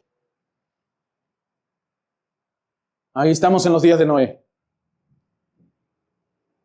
Versículo 21. El bautismo, ahora bien acá. El bautismo los trae ahora, los aterriza aquí. Allá habían desobedientes, rebeldes, pero ahora, después de toda esa maldad y toda esta guerra que se está desarrollando a lo largo de todas estas edades, el bautismo, aquí dice, que corresponde a esto, ahora nos salva. Ahora nos salva. El bautismo no salva, sino que dice, ahora nos salva. Escuchen eso, ¿ah? El que te da la salvación es Dios, el bautizo no. Pero ahora nos salva. ¿Pero cómo nos salva? Dice, no quitando las inmundicias de la carne, sino como la aspiración, memoriza eso, de una buena conciencia hacia Dios. Pero no entiendo nada. Ahí no me habla de tomar un bando, ahí no me habla de elegir para el bando de Dios en esta batalla espiritual. Ahí no me está hablando de un juramento de lealtad, de un compromiso. No, es que estamos leyéndolo en la lente del que tradujo, por ejemplo, en este caso, la Reina Valera, sino que como aspiración, dice, de una buena conciencia hacia Dios por la resurrección de Jesucristo. Dice, el bautismo que corresponde a esto ahora nos salva por la resurrección de Jesucristo. Pero aquí hay algo entre paréntesis que no debemos de obviar. ¿Qué cosa es el bautizo? El bautizo es una aspiración de una buena conciencia hacia Dios. Por años y años hemos explicado esto como un deseo por servir al Señor. No. Estábamos mal. No era un deseo por servir al Señor. ¿Tú deseas servir al Señor? ¿Tu carne desea huirle a Dios? Nuestra carne desea huirle a Dios, hermanos. Si estamos hablando del bautizo, ¿cómo mi carne va a querer servir al Señor? Mi carne no quiere servir al Señor. ¿Ve? Estamos hablando del primer paso. Estamos hablando del primer rudimento que me es exigido por la palabra de Dios a cumplir. Yo no puedo estar en ese instante pensando que estoy ya adoptado, porque lo primero que quiero hacer es salir corriendo de la iglesia. Cuando estás comenzando, necesitas del apoyo de otros santos para que te ayuden a soportar, para que te ayuden a avanzar, para que te ayuden a crecer, para que te ayuden a cimentarte en las cosas de Dios. Es en ese entonces donde es imposible que por cuenta propia quieras servirle a Dios. ¿Ve? Así que aquí hay algo más. Y eso lo vamos a ver. Versículo 22. Quien habiendo subido al cielo está a la diestra de Dios y a él están sujetos ángeles. Escucha. Aspiración a una buena conciencia. Quédate con eso hasta mientras. Jesucristo ahora nos salva en Jesucristo. Quien habiendo subido al cielo está a la diestra de Dios, tiene el poder de Dios, y a él están sujetos ángeles, caídos y no caídos, autoridades, potestades, principados y potestades. Todos estos agentes de la guerra espiritual están sujetos a Jesucristo. Así que vamos a indagar, vamos a escudriñar sobre la verdad del bautizo. ¿Qué vamos a ver para comenzar? Bueno, vamos a ver esto. Mira, según Pablo, el bautismo no es lo que produce la salvación. Perdón, ahí debí decir Pedro, ¿no? Ahí puse Pablo. Pedro, acabamos de leer a Pedro, ¿ya? Según Pedro, el bautismo no es lo que produce la salvación, sino que salva en el sentido de que refleja una decisión del corazón. Vamos despacio. Pero ¿cuál es esa decisión? ¿Cuál es esa decisión en el corazón? Un compromiso de lealtad al Salvador resucitado. Un compromiso de lealtad al Salvador resucitado. ¿Ve? ¿Se acuerdan de la fotografía? Cómo todos estaban viendo hacia Jesús resucitado. ¿Ve? El bautismo no es lo que produce la salvación, pero que salva en el sentido, porque estás comenzando, que refleja una decisión en el corazón, un compromiso de lealtad al Salvador resucitado. En esencia, el bautismo en la doctrina del Nuevo Testamento es un juramento de lealtad. ¿Ve? Un compromiso. ¿Ve? ¿Y qué pasa cuando hace alguien un compromiso? Es como estar en el ejército. Hay muchos que se convierten en desertores. ¿Es cierto o falso? Es verdad. ¿Cuánta gente no hemos bautizado? ¿Cuántos no han desertado? ¿Cierto? Les importó su palabra empeñada. Desertaron. Salieron de las filas. Y decidieron convertirse a las filas de los rebeldes. ¿Cuántos hemos bautizado? Hoy día están hasta en juicios. ¿Ve? Hoy día están en pleitos y contiendas de juicios familiares. ¿Ve? Porque decidieron desertar al ejército de Dios. Decidieron serle desleal al Señor e irse al bando de los rebeldes. ¿Ve? Una declaración pública, el bautismo es una declaración pública de quien está del lado del Señor en la guerra espiritual, entre el bien y el mal. Además, el bautismo es un recordatorio visceral para los ángeles caídos derrotados. O sea, ¿qué quiere decir? Que cuando uno se bautiza, el diablo se retuerce de dolor, ¿ve? Porque es uno más para el ejército de Dios, ¿ve? Es una guerra, hermanos. El ejército del Señor va creciendo, los diablos se retuercen, ¿ve? De dolor. Cada bautismo es una reiteración de la perdición de estos ángeles caídos, como consecuencia del evangelio y del reino de Dios. O sea, ¿para qué predicamos, hermanos? Para ser discípulos en las naciones, recuperar el plan de Dios, el plan del Edén de Dios, ¿ve? La orden era multiplíquense y dominen la tierra, multiplíquense y dominen la tierra. ¿Qué hemos hecho? Todo menos eso. Se multiplicaron los ponis, se multiplicaron los unicornios y ellos hoy día nos dominan, ¿ve? No nosotros. Hoy día, no nosotros. Hoy día tienes que respetar su ideología. Pero si un cristiano habla, le dicen cállate. Si un cristiano habla, le dicen que es una persona tóxica. En las Naciones Unidas dicen que un cristiano es un peligro para la humanidad. Es el colmo, ¿ve? Todo porque no le hicimos caso a Dios. Era fructificar, era multiplicar y dominar la tierra. No hicimos eso. Nos escondimos, nos replegamos y algunos ni siquiera mandan a sus hijos al colegio. Pero cuando tú te bautizas, tú te conviertes en alguien que ha decidido serle leal a Dios. Y donde quiera que estés, como Daniel y sus amigos, Dios está contigo, ¿ve? Donde quiera que estés, como José, Dios está contigo, ¿ve? ¿Por qué? Porque es Dios, Dios en todo sitio, en toda situación, en toda circunstancia. Y si tú estás del bando de Dios, nunca te vas a portar como un rebelde, nunca vas a hablar como un rebelde, nunca vas a actuar como un rebelde. ¿Me están captando? Así que tú estás así, constantemente, haciendo batalla espiritual, haciendo guerra espiritual. Parece ridículo, pero es verdad. Eso es lo que haces todo el momento, en toda situación, en toda circunstancia, en la tentación, en todo momento, ¿ve? En la bendición y aún en los problemas. Estás siempre protegido y siendo protegido por la intercesión de hermanos y hermanas en Cristo. ¿Qué más? Los primeros cristianos entendieron la tipología de este pasaje y su vínculo con lo que sucedió en Génesis 6, o sea, los caídos y la guerra espiritual que estaba por lidiarse. ¿Ustedes no se acuerdan cómo vino Goliat? Goliat estaba asediando contra Israel. Goliat estaba insultando a Dios. Goliat estaba insultando a los hijos de Dios. Goliat estaba pensando que nadie le podía hacer frente. Y hasta que vino un pequeñín y dijo, yo pelearé contra él. Y vino con una honda y un montón de piedras. Y Goliat le dijo, ¿qué crees, que soy un perro? ¿Crees que soy un perro? ¿Eh? Pero él no sabía lo que Dios había hecho con ese muchacho. ¿Eh? El diablo piensa que no tenemos el respaldo de Dios. Podemos parecer enanos espirituales, pero con Dios somos enormes. ¿Ve? Somos gigantes poderosos. ¿Ve? Somos más que vencedores. Las primeras fórmulas bautismales, esto también es histórico, ¿ah? Esto es fáctico. Las primeras fórmulas bautismales incluían una renuncia a Satanás y a sus ángeles por esta misma razón. Así que antes no solamente era yo te bautizo en el nombre del Señor Jesucristo, sino que también algunos incluían renuncio a Satanás y a sus ángeles. ¡Wow!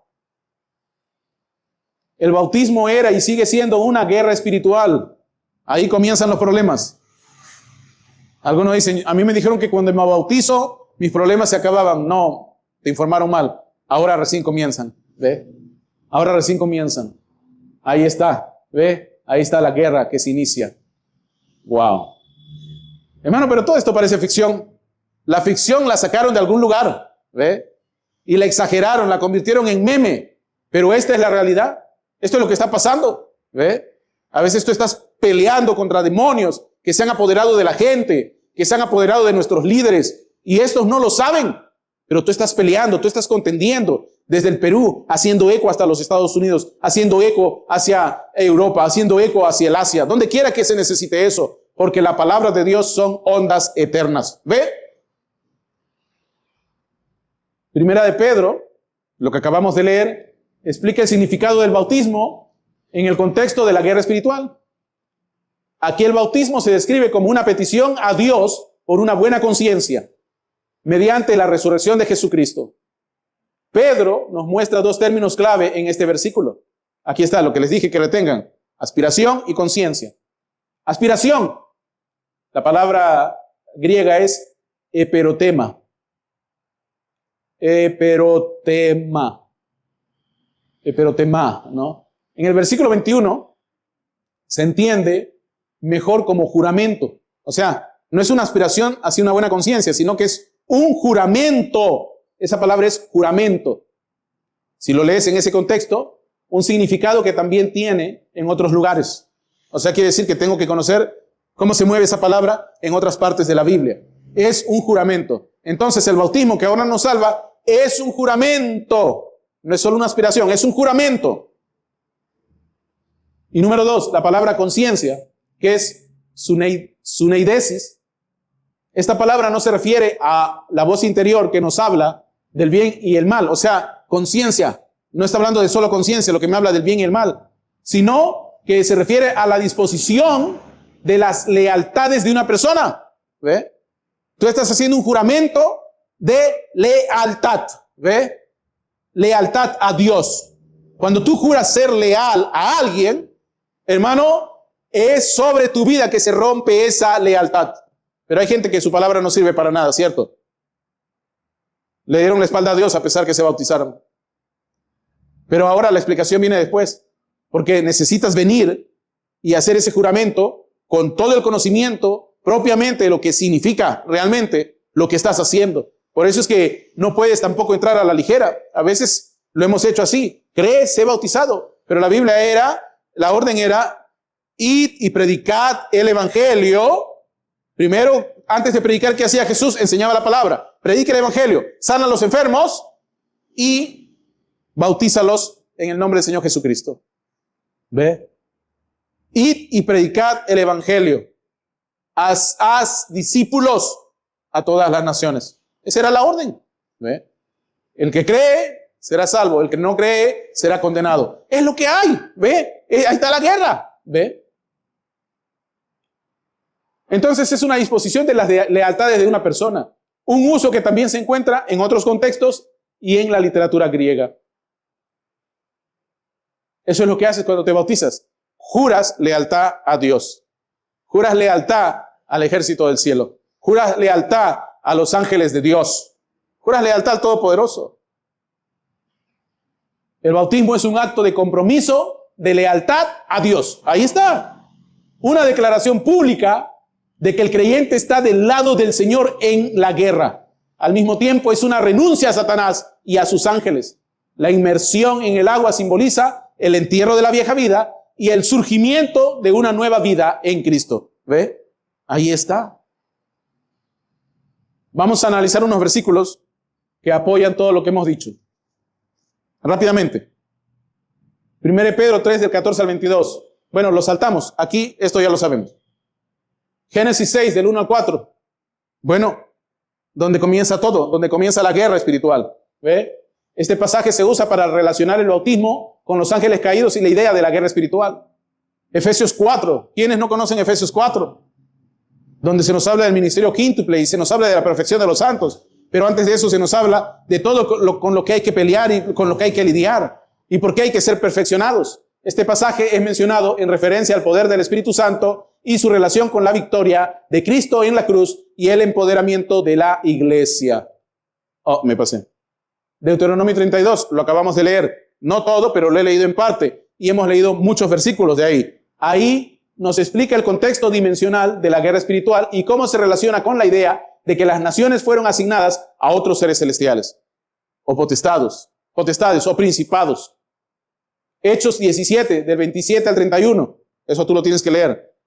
Pero aquí se nos menciona la idea de que Dios busca reclamar a las naciones que fueron desheredadas. Por ejemplo, podemos leerlo, ¿sí? Para que entiendan qué es lo que va a hacer Dios.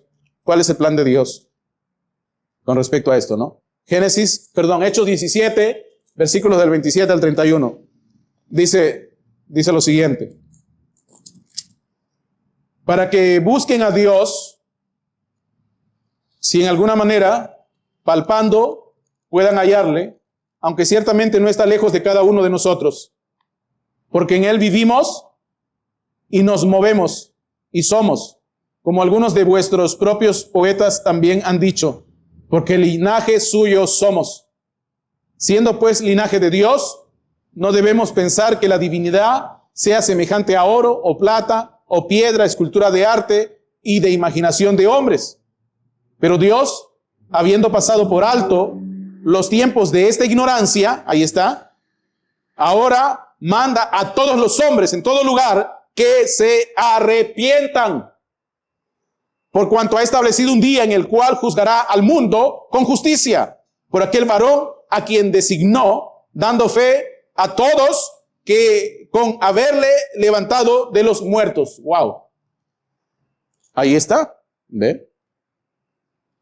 Y una cosa que deben de observar, mira, en el versículo 28 de Hechos 17,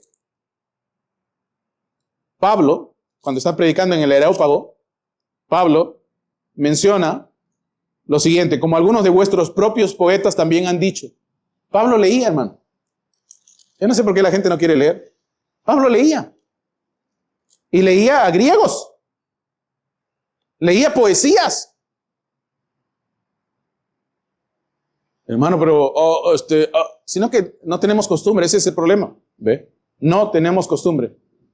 Mira, los chinos están leyendo y leyendo y leyendo. Y los chinos están en el 2050 ya, en avance. Vamos, Gálatas 3 del 26 al 29. Vamos a citarlo, ya vamos a leerlo porque después se quedan así con la duda. Los versículos que yo sé que ya conocen no los voy a leer, ¿ya? Pero los que podría haber duda, los leemos. Gálatas 3 del 26 al 29 dice: pues todos sois hijos de Dios por la fe en Cristo Jesús, porque todos los que habéis sido bautizados en Cristo, de Cristo estáis revestidos. Ya no hay judío ni griego, no hay esclavo ni libre, no hay varón ni mujer, porque todos vosotros sois uno en Cristo Jesús. Y si vosotros sois de Cristo, ciertamente el linaje de Abraham sois, y herederos según la promesa. Siempre nos lleva a Deuteronomio 32, que nos lleva a Génesis 11 y que nos lleva a Génesis 6. Wow. ¿Ve? Ahí está. ¿Por qué existe Génesis 12? Porque existió Génesis 11. Y no estoy hablando del simple número o numeral. Estoy hablando de los acontecimientos. Y luego en el cántico de Moisés, Moisés viene y les recapitula toda la historia y les dice que son unos corruptos y prácticamente unos buenos para nada, y los devuelve a la historia, los devuelve a donde todo esto comenzó. Génesis 11, ¿ve? Cuando Dios entregó a todas las naciones, a todo espíritu malo que existiera en este mundo, y se separó solo a Israel, y comenzó con Abraham, ¿ve? Yo haré de ti una nación grande, y de ti serán benditas todas las naciones de la tierra. Ese es el plan de Dios. Y esto está atado con Gálatas, capítulo 3, del 26 al 29. Entonces esto enfatiza que la salvación es para todos los que creen, tanto para judíos como gentiles. Romanos 11, del 25 al 27. ¿Lo leo? Sí, lo leemos ya. Hermano, léalo. Muy bien. Romanos 11, del 25 al 27. Aunque lo acabamos de leer hace un rato en el primer versículo que leímos. Dice: porque no quiero, hermanos, que ignoréis este misterio, para que no seáis arrogantes en cuanto a vosotros mismos, que ha acontecido a Israel endurecimiento en parte, hasta que haya entrado la plenitud de los gentiles. Esto le está hablando a los gentiles, para que no sean arrogantes. Y luego todo Israel será salvo, como está escrito: vendrá de Sion el libertador, que apartará de Jacob la impiedad. No es que todo Israel va a ser salvo tampoco, eso es falso. Acabamos de leer Gálatas, y si un israelita reconoce al Señor, porque ahí está bien claro está diciendo que vendrá de Sion el libertador, que apartará de Jacob la impiedad. Si un judío se arrepiente, va a entrar en el pacto, ¿ve? Y este será mi pacto con ellos cuando yo quite sus pecados. Ah, pues ahí está, cuando quite sus pecados, ¿ve? Hay judíos religiosos, hay judíos que no son religiosos. Apenas ayer estaba escuchando a alguien vulgar, un judío, que decía: pero nosotros los que no somos religiosos también somos felices. No fastidies, ¿ve? No fastidies, ¿ve? Los judíos son terribles, hermano. No todo Israel es Israel, dijo Pablo, ¿ve? No todo Israel es un verdadero israelita, es un verdadero de Israel. Estamos hablando de un remanente, ¿sí? Pero, la clave está aquí, la plenitud de los gentiles. Toda nación en todo el planeta está llamado a volver al Señor. ¿Ve? El plan de Dios en el Edén. Isaías 66. Les invito a leerlo. Es largo ese capítulo, pero ahí habla muchas verdades. Tremendo. Este pasaje demuestra cómo Dios traería a personas de todas las naciones para ser sus hijos. Marcos 5:7 y Lucas 8:28. Estos versículos son ejemplos de que solo los demonios reconocen a Jesús como el Hijo del Altísimo. Ahí está, pues. ¿Por qué los demonios reconocen a Jesús como Hijo del Altísimo? Porque reconocen la misma dimensión sobrenatural en la que se está moviendo. ¿Eh? Pero ellos ignoraban quién realmente era Él. Por eso es que no estropearon su plan. Por eso es que cuando Pedro le dijo, Jesús, yo te voy a defender. Y Jesús le dijo, apártate de mí, Satanás. ¿Ve? Eres un espíritu del contrario. En esta guerra espiritual tú estás siendo un rebelde. ¿Ve? Todo tiene sentido. Romanos 15:16 nos muestra cómo el ministerio de Pablo para los gentiles fue para que ellos llegaran a ser aceptables a Dios. El ministerio de Pablo. Pablo hizo lo que hizo y todo lo que hizo para que los gentiles sean aceptables a Dios. Todas las cartas de Pablo nos llevan de vuelta a Deuteronomio 32, a Génesis 11 y Génesis capítulo 6. Hermano, y aquí tú no mencionas la serpiente, también está ahí en ese mismo cuento, porque él es el que comienza todo desde el mismo jardín del Edén. ¿Ve? ¿Y qué era la serpiente? También era un Elohim. Pero eso se los dejo para otro día. Hechos capítulo 2, conocido por nosotros, el día de Pentecostés y todo lo demás. Hechos capítulo 2. Ese evento, el día de Pentecostés, no puede entenderse sin la visión del mundo de Deuteronomio 32. Al igual que los relatos evangélicos, hay mucho más detrás de Hechos capítulo 2 de lo que podríamos suponer. Hermano, cuéntanos un poquito. Por ejemplo, lenguas. ¿Por qué se habló en lenguas? Cuando comienzan a citar las lenguas, las personas que estaban ahí reunidas son 70 naciones, que son exactamente las 70 naciones que existieron y tomaron lugar en Génesis capítulo 10. ¿Ve? 70. ¿Ve? En ese instante, en ese momento, la tierra más lejana hacia el hacia el occidente, era Tarsis. Tarsis era España. Y Pablo tenía como objetivo llegar hasta lo último de la tierra, que era Tarsis, que era España. Él dijo, yo deseo llegar a España, y nunca llegó. ¿Ve? Pero su deseo era llegar a España. Porque él tenía que llevar el evangelio hasta lo último de la tierra. Eso era lo último, hasta donde él sabía. Pero nosotros le podemos decir a Pablo, hay países más allá de España. ¿Ve? No sé si se están ubicando cuando les estoy hablando de esto. Vean el mapa, ahí está España. Después de eso, Islas Canarias y por ahí otra cosa, ¿ve? Pero era lo último, ¿ve? Ya ahí ellos no vieron América, no vieron los otros países, ¿ve? Pero el día de Pentecostés es significativo. ¿Por qué les hablaron a todos en sus lenguajes? Porque comenzaba la guerra, hermanos. Comenzaba a ser tomada la tierra. Pero lo que no hicimos, pues, hemos hecho mal nuestro trabajo. ¿Ve? Pero se habrá perdido todo, ¿no? No se ha perdido nada. ¿Ve? No se ha perdido nada. Hebreos capítulo 2. Este capítulo de Hebreos es muy bueno. Léanlo. Este capítulo se basa en la superioridad de Cristo y sus implicaciones para los creyentes.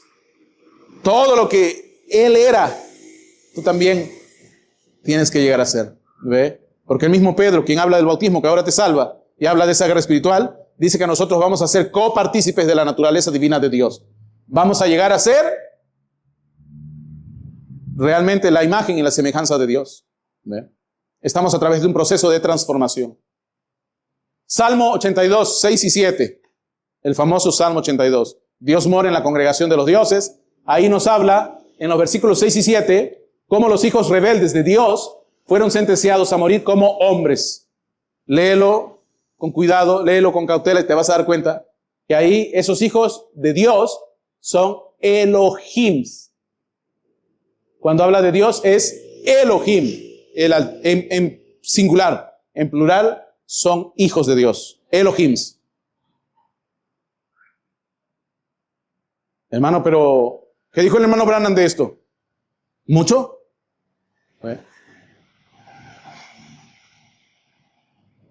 Leyendo Edades y Sellos, el profeta dice que el bautismo es un acto de lealtad y compromiso.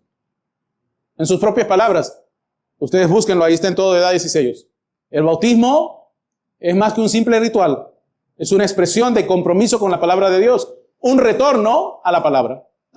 Siempre hablaba el hermano Branham de eso. Retorno a la palabra. ¿Ve? Es un compromiso con la palabra de Dios. Y la palabra de Dios, mis hermanos, para que los predicadores más jóvenes estadounidenses entiendan, la palabra de Dios aquí no es la Biblia, la palabra de Dios aquí es el ángel del Señor, es Dios mismo. ¿Ve? ¿Qué más dijo el hermano Branham al respecto? Que el bautismo en el nombre de Jesucristo es un mandato, eso lo dice. ¿Qué más? Que el bautismo es una identificación con Cristo, lo que implica un abandono de la vida vieja. Muy bien. ¿Qué más? Con respecto a la importancia de la revelación y la palabra en el bautizo. El profeta dice que la verdadera comprensión de las Escrituras requiere revelación de Dios, no solo estudio. Escuchen eso, sino que, como les decía la semana pasada, la palabra tiene que ser vivificada por el Espíritu. ¿Ve? El bautismo, al ser un acto ligado a la Escritura, debe ser precedido por una comprensión revelada de la palabra de Dios, para no desertar al ejército de Dios.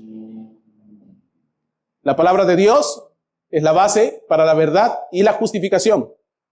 Cuando hablamos de justificación, hermanos, a veces nosotros, es que el problema del lenguaje, pensamos que es la primera etapa de la gracia. Cuando habla aquí de justificación es de justos, santos. ¿Ve? La palabra de Dios es la base para la verdad y la justificación. El bautismo, como un acto que significa la entrada a una nueva vida en Cristo, debe basarse en esa verdad, la palabra de Dios. ¿Ve? La palabra es espíritu y vida. El acto de bautizo es un acto espiritual que imparte vida. ¿Claro? El hermano Branham habla sobre el bautismo en contexto de la lucha contra el mal. Leyendo las Edades y los Sellos, encontramos que la iglesia ha caído en el error al aceptar dogmas en lugar de la palabra. Y señala que el bautismo debe estar ligado a una adherencia a la palabra y no a meras formalidades o dogmas. O sea, no es por aspersión, no es ni con arena, sino que tiene que ser también en el nombre de Jesucristo, no en tradiciones de 3 nombres o 3 títulos. ¿Me están captando?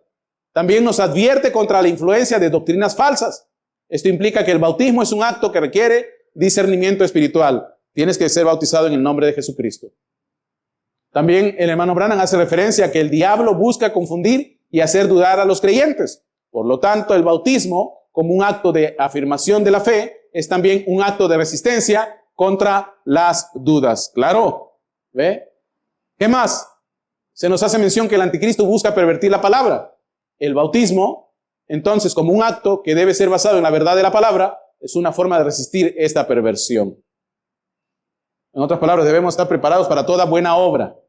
También se nos dice que las personas que se bautizan deben hacerlo con una buena conciencia, ¿cierto? ¿Qué es la conciencia? Lealtad. El bautismo es un compromiso de lealtad a Dios y una separación del pecado. ¡Wow! Conclusión, ¿qué es el bautizo? El bautizo es un acto poderoso con implicaciones espirituales significativas en la lucha entre el bien y el mal, según las Escrituras.